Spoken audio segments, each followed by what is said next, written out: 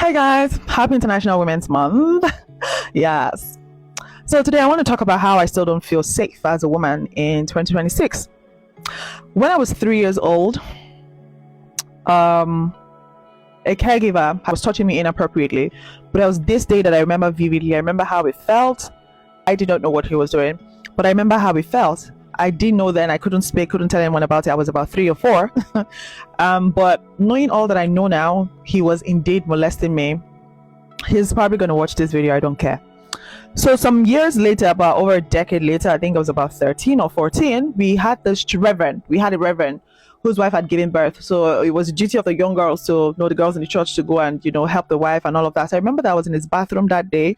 I was washing and he opened the bathroom door, walked in and locked us both in. And then he was looking at me and he was like, you're such a pretty girl. If he was shaking, like you could tell, like he had thought this through, and then he just wanted to do whatever it was that he wanted to do.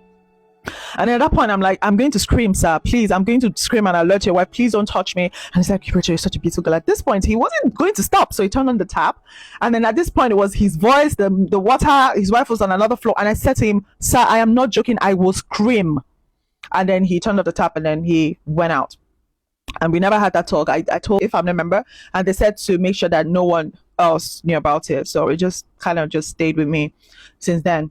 Around that same period, there was this man who would always follow me to my street. At first, I thought it was someone who would just, like, oh, yeah, coincidence. This man is always coming at about the same time. And it always just happened at night.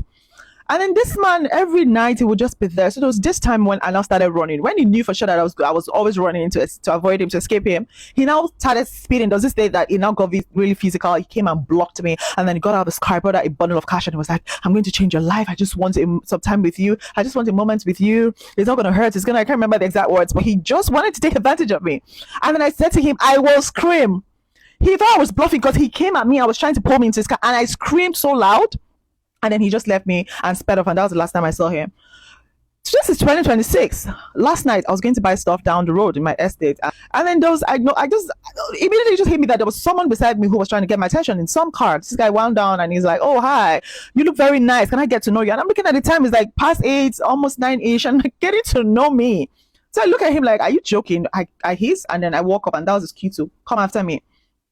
So in my mind, I'm like, okay, this guy is moving mad, definitely. So I walk really fast and everything, and I go in, and I'm like, I've escaped this one. So tell me why I come out like almost an hour later after buying all that I wanted to buy, and this guy is still there waiting for me.